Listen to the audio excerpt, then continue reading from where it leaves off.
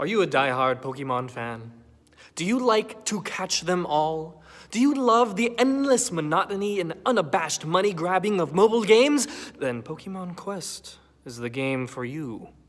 Welcome to JR's Honest Reviews, a pure, unfiltered take on the games of today. Announced and released on May 29th, 2018, Pokemon Quest features a really old set of Pokemon, Generation 1.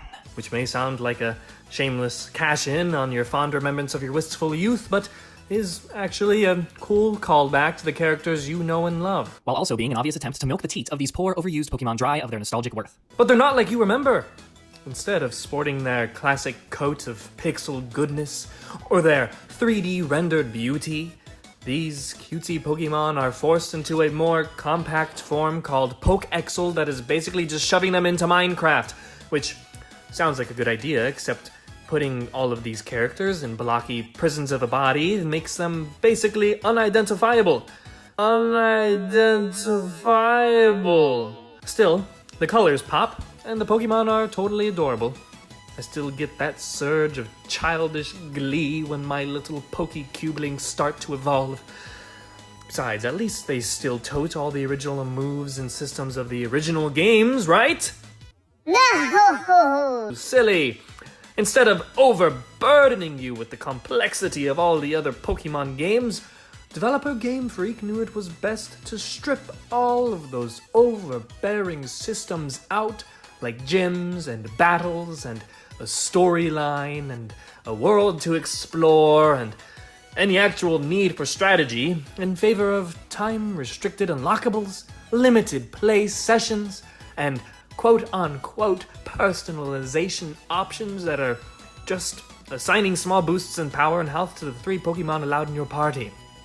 Oh, and if you want to level up your Pokemon without spending money, you either have to go back to earlier levels to grind, or you can offer up your lesser Pokemon as animal sacrifices to be absorbed by the host. It's that same Pokemon fun, but with a sadistic twist. I will say that despite this mobilization, I still found myself having a somewhat good time. Those Pokies are just so adorable, and there's just enough strategy nuances and types and moves that it's passable. Classic Pokemon gameplay is back.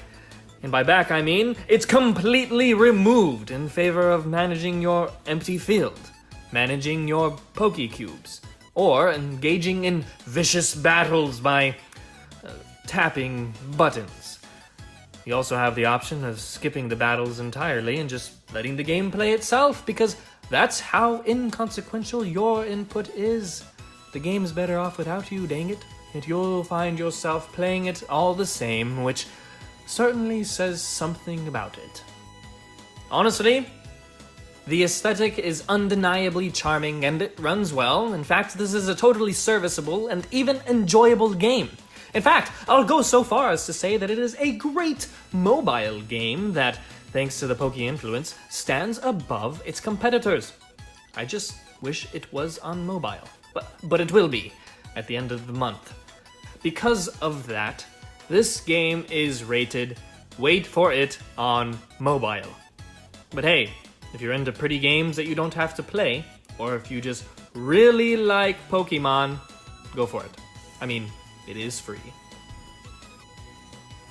Thanks for watching JR's Honest Reviews. Be sure to subscribe if you'd like to hear more from the series, or if you would like to check out my other series, Bard's Backlog Reviews, or Success and Shovelware Review series where I discuss shovelware games.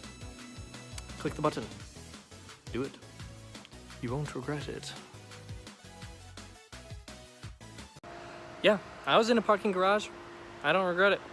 It's the only place I could go. Judge me. Do it. Please don't judge me.